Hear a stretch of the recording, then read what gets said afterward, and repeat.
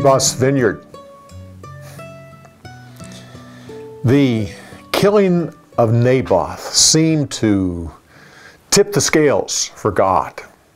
It's like with all of Ahab's wickedness, God was so patient with him. But when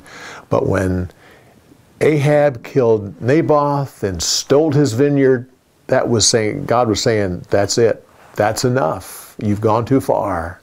My patience is at an end. You see, you would think that in comparison to his many other wickedness, that this would not be very big, but in God's eyes it was. Ahab violated two laws of God that were very precious to him. Not that all the laws aren't, but that two laws God seems to value highly. One is the ancestral claim upon the land.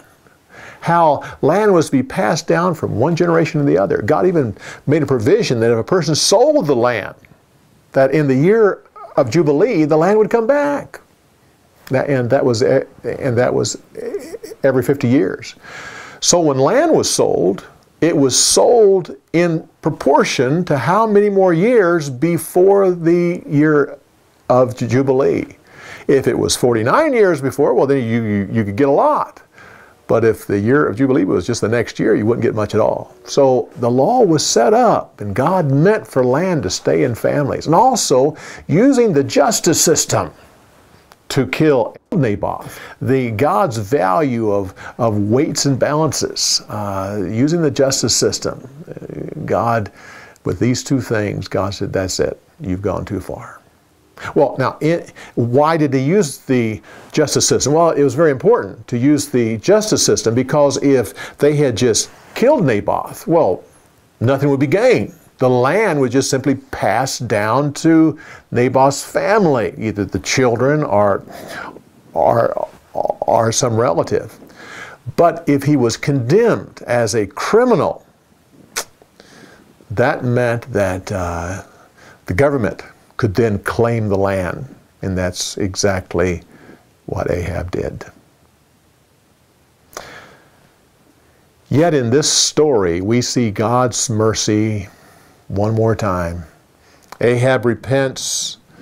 God says he's truly sorry. He doesn't pull back the judgment, but he passes the judgment down to Ahab's son. Now his son was Jehoram.